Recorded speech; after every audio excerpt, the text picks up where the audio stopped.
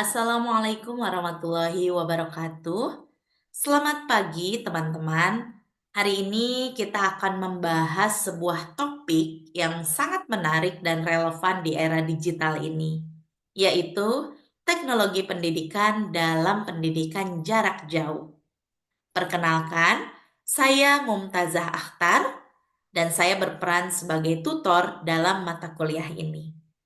Dalam beberapa menit ke depan, kita akan menjelajahi inti materi dari BMP TPEN 4311 dan bagaimana teknologi dapat mendukung PJJ yang efektif. Pertama-tama, mari kita bicarakan dulu apa itu pendidikan jarak jauh. Jadi, pendidikan jarak jauh itu sering juga kita sebut sebagai PJJ.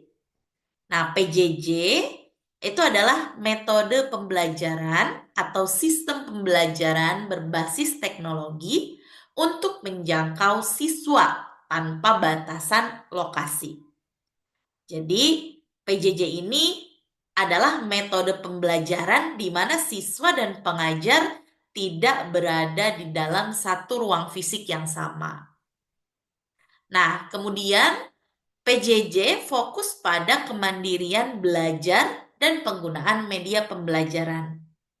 Jadi, saat kita melaksanakan sebuah sistem PJJ, teknologi menjadi alat utama yang memungkinkan proses pembelajaran ini terjadi. Ya, karena dengan PJJ kita bisa mengakses materi pembelajaran kapan saja dan di mana saja. Nah, ini dapat memberikan fleksibilitas bagi siswa untuk belajar secara mandiri dan meningkatkan keterampilan mereka. Nah, PJJ ini adalah proses pendidikan yang mengintegrasikan teknologi untuk menciptakan pengalaman belajar yang fleksibel dan efisien. Ya, sehingga dapat mengurangi hambatan fisik yang sebelumnya menjadi tantangan dalam dunia pendidikan. Peran teknologi dalam pendidikan jarak jauh.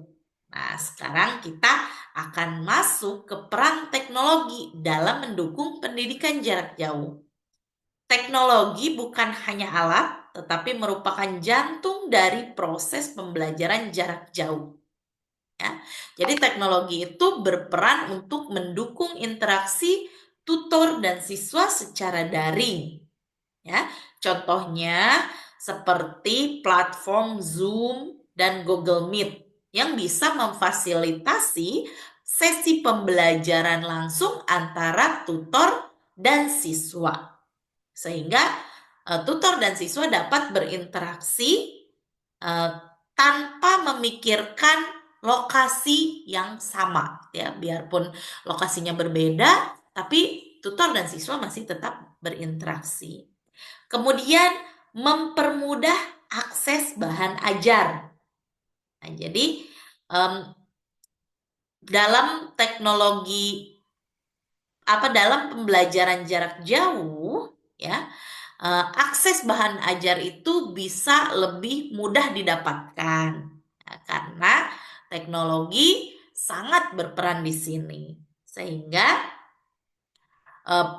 siswa atau peserta didik bisa belajar melalui bahan ajar yang sudah disediakan dan bisa didapatkan dengan mudah.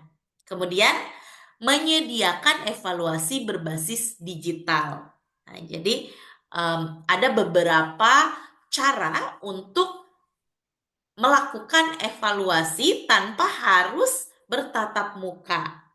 Ada evaluasi-evaluasi yang bisa dilaksanakan secara daring atau berbasis digital. Kemudian mengoptimalkan kolaborasi melalui alat seperti forum diskusi daring. Jadi ada kolaborasi, ya, dengan alat-alat seperti forum diskusi daring yang nanti akan saya bahas di slide selanjutnya. Kemudian meningkatkan adaptasi pembelajaran berbasis kebutuhan siswa individu. Nah, jadi kita dapat meningkatkan adaptasi pembelajaran sesuai dengan kebutuhan siswa, sehingga setiap siswa bisa mendapatkan ilmu atau mendapatkan pendidikan atau menjalani proses pembelajaran sesuai dengan kebutuhannya masing-masing. Kita tahu ya, kalau kebutuhan setiap orang atau setiap siswa itu berbeda-beda. Nah, dengan teknologi dalam pendidikan jarak jauh ini akan sangat bermanfaat untuk meningkatkan adaptasi pembelajaran sesuai dengan kebutuhan masing-masing siswa. Kemudian, media apa saja yang biasa digunakan dalam PJJ? Nah, ada beberapa media yang populer dalam pembelajaran jarak jauh.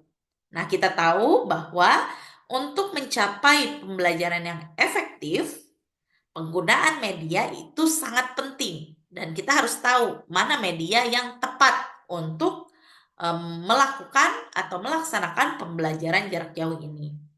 Ada beberapa media yang sering digunakan. Yang pertama, video pembelajaran yang dapat membantu siswa memahami materi secara visual dan menarik. Kemudian ada namanya Learning Management System atau LMS seperti Moodle atau Google Classroom. Ya. Nah, ini bisa memudahkan pengelolaan materi, komunikasi, dan penilaian. Kemudian ada aplikasi kuis interaktif, contohnya Kahoot dan Quizizz, yang menjaga siswa tetap terlibat dan termotivasi. Nah, jadi teman-teman, ada beberapa media yang memang sering digunakan. Nah, ketiga contoh ini dapat teman-teman pelajari lebih dalam atau teman-teman aplikasikan dalam pembelajaran jarak jauh di masing-masing sekolah yang tempat teman-teman bekerja.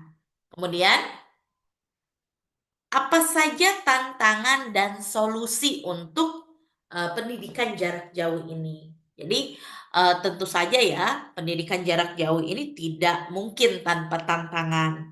Nah, salah satu tantangannya yang terbesar adalah keterbatasan akses internet.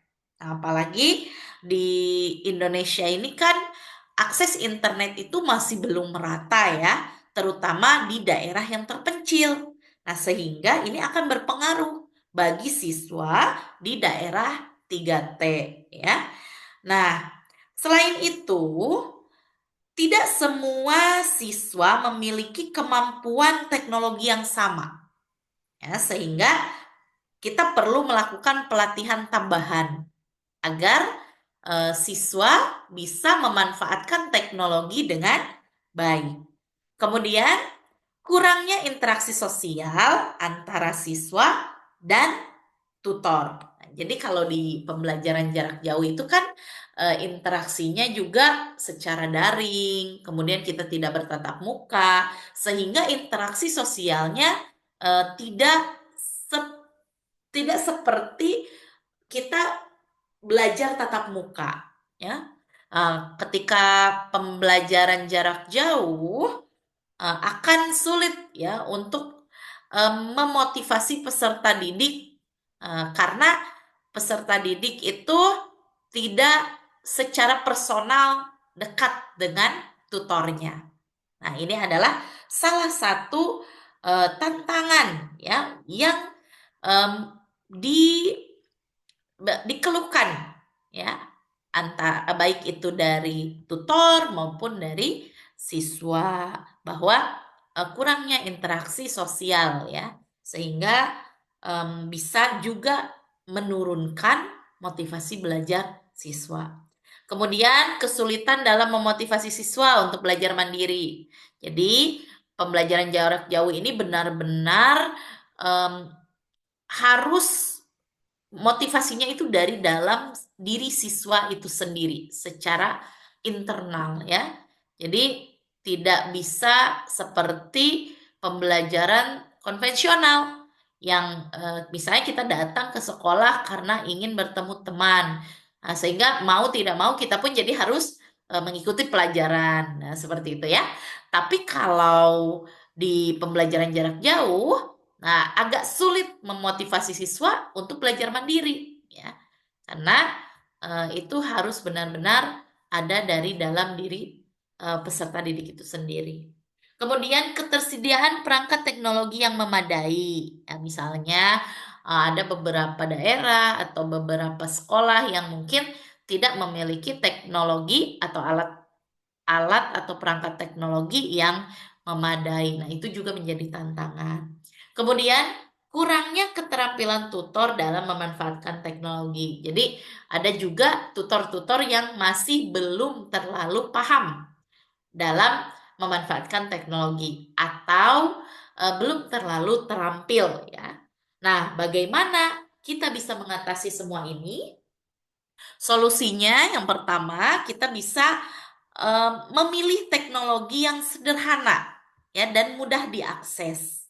Nah, sehingga em, siswa atau peserta didik tidak merasa kesulitan. Misalnya tidak terlalu berat saat membuka media tersebut ya.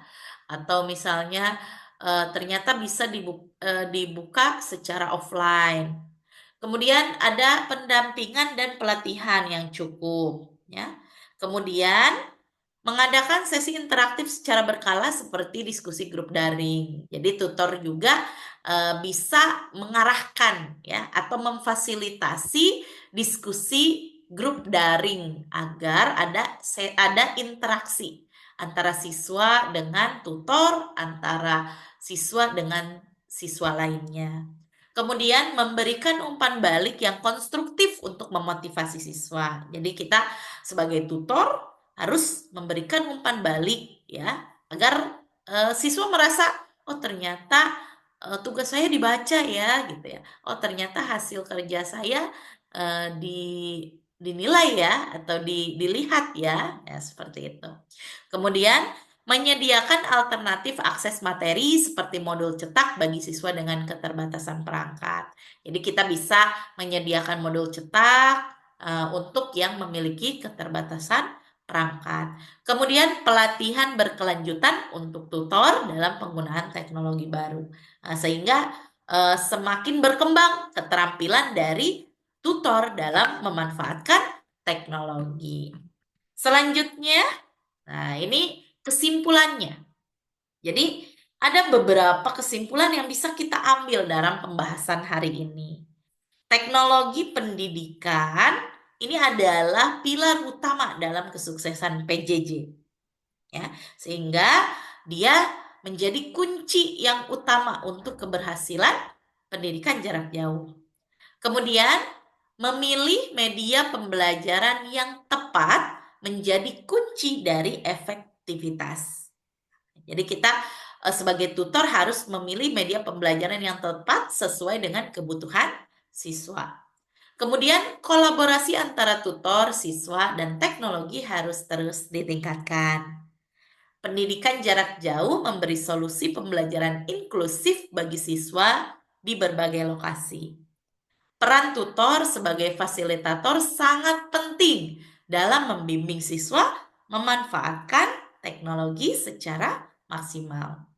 Dan terakhir, PJJ membuka peluang besar untuk inovasi dalam metode dan strategi pembelajaran berbasis teknologi. Ya, jadi seperti itu kesimpulan yang bisa kita ambil hari ini. Sebagai penutup, izinkan saya membagikan dua kutipan inspiratif. Yang pertama, pendidikan jarak jauh adalah masa depan pendidikan inklusif yang terus berkembang. Dan yang kedua, teknologi bukan hanya alat, tetapi jembatan yang menghubungkan ilmu dengan siswa di seluruh dunia. Terima kasih banyak atas perhatian Anda. Jika ada pertanyaan, jangan ragu untuk menghubungi saya melalui email. Terima kasih. Mari terus belajar dan berkembang bersama. Wassalamualaikum warahmatullahi wabarakatuh.